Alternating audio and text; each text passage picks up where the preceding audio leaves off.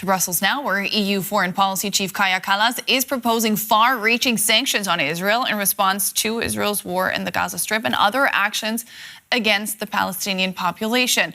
The sanctions would include plans to suspend free trade arrangements on Israeli goods and other measures. Let's have a listen.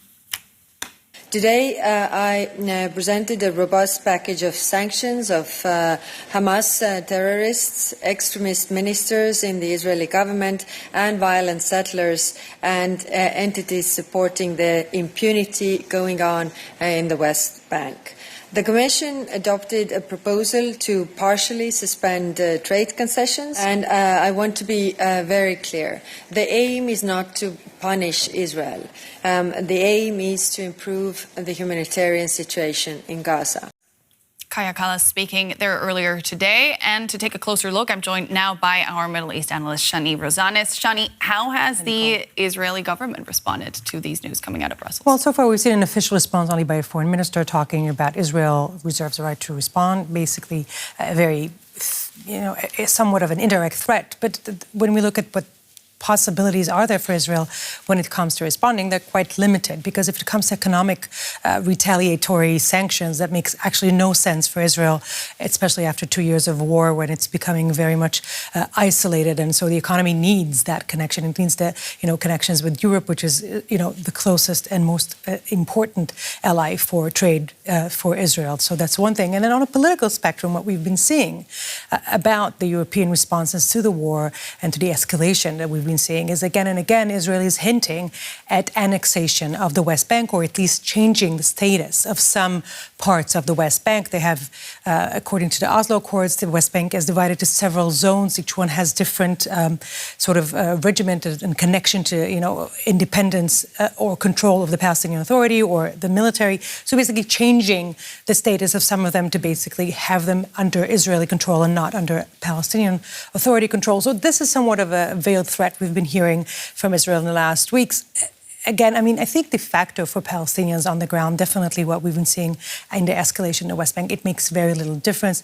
I think also what Israel knows so far is that all these threats might come, but on the ground, it's Israel who calls the shot. And as long as the only partner that Israel cares for is the Americans, and as long as they are still backing Israel, they feel safe. So all this international pressure that we're seeing really only going up in the past days and weeks is not really having any impact. Well, I think it would be hard to say that it's not having any impact. I think like anything that you're seeing now in Israel, there's a very clear division between those who are supporters of Netanyahu and his government and his actions and the rest of the public, what we would maybe say the opposition, though the numbers are such that polls indicate that it's actually the majority of the people. And when it comes to this fear of isolation, Netanyahu himself just yesterday said that he envisions Israel, because of the economic sanctions, mostly on military imports, he will, his vision is for Israel to be super Sparta, basically doubling down on this isolation, saying very defiant, this is us, we can make it. We will be sort of in having our own economy, taking care of our own needs ourselves, which is, of course, nothing that promises, prosperity, in the economic terms. The Israeli stock market immediately crashed. There was a lot of backlash against that. But it maybe is a hint of the mindset that the Israeli leadership is going with these days, sort of like very defiant against the whole world, very much feeling self-righteous and not very much willing for any accommodations of other forces or other negotiations, compromises, and so on. We'll have to go shortly, but I don't want to let you go without asking you about how, especially this new offensive on Gaza City, is being viewed domestically. How do Israelis feel about what's happening in Gaza City these days? Again, the same division, Netanyahu supporters and opposers. Of course, we have the families of the hostages. They are very much concerned to the well-being of their loved ones. They're against it. But even people who are more of the center-right, that are closer to Netanyahu, they feel that this operation has no goal in the sense of military, and it's possible to achieve anything concrete. This is probably the most controversial military act that Israel has been engaging in, definitely in the last 2 years, if not in its whole history. And this is where the Israeli public is. It's torn very much. Shani Rosanes, always great to get your insights. You're welcome, Thanks so Nicole. much. Let's get more on this from our correspondent in Brussels, Rosie Burchard. Welcome, Rosie. Talk us through what Kaja Kallas is proposing. So the European Commission has put on the table again, I should say, first of all, some suggestions for sanctions against violent Israeli settlers and against two Israeli ministers who are seen as far right. The EU has tried to get that measure across beforehand. However, EU member states, particularly a couple of them, had blocked that. There is also a proposal to suspend, to withhold around about 14 million euros worth of funding to the Israeli government for things like civic programs. Now, that doesn't need member states' approval to move forward, so that's likely to go ahead. But the biggest and perhaps most consequential measure here is a proposal to partially suspend the EU's free trade deal with Israel. And that matters because the EU is Israel's biggest trading partner. Now, under this proposal, about 37% of the goods that Israel exports to the EU would now face higher tariffs. So that would make life more difficult for Israeli exporters. It would mean that their goods are less competitive in the European Union. This is without a doubt the EU's toughest plan yet, but the key word here is plan, because in order for these measures to kick in, they will need, most of them at least, support from either all EU member states or some of them.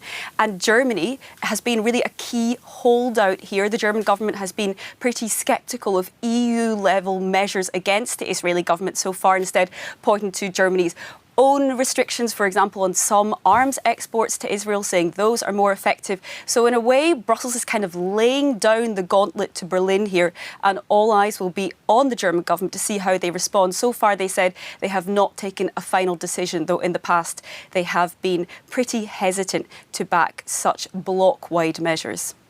Israel, of course, has responded, and they say that any sanctions will get an appropriate response. What do we think that's likely to look like? Israel also says any of these measures would only serve to strengthen Hamas. That's something that the EU really strongly refutes. The EU recognises Hamas as a terrorist organisation, and it's coming up with also more sanctions against it. So in a way, the response we've seen from the Israeli government, I think, is exactly what diplomats here would have been expecting. Now, there are some things that Israel could do here. It could look at reciprocal tariffs as kind of counter tariffs. It could downgrade its diplomatic ties, for example, maybe recalling its ambassador from the European Union. What the Israeli foreign minister said in his statement is that he hopes these measures will not kick in, and he has plenty of reason to believe that's the case given the divisions that there are so far. One thing which member states might be a bit more concerned about is if the Israelis were to ever look at some export restrictions on some key products, particularly when it comes to defence. We talk a lot about what weapons the European Union or European Union member states export to Israel, but it also goes in both directions. And the EU countries, several of them, buy quite a lot of their weapons from Israel, particularly when it comes to the EU's big plan to improve its air defence. That might be something they'd want to proceed with more caution about. But look, as the Israeli foreign minister said, so far, any EU planned measures have not kicked in. The EU's words, which have been extremely critical of the Israeli government's actions in Gaza, the EU says it is an absolute humanitarian crisis unfolding before the world's eyes. But those words have so far not really been backed with any major action. And we may well be sitting here in a few months saying the same thing, that until now, divisions among EU member states have prevented any EU-level action moving forward. OK, thanks for that, Rosie. DW correspondent Rosie Burchard in Brussels.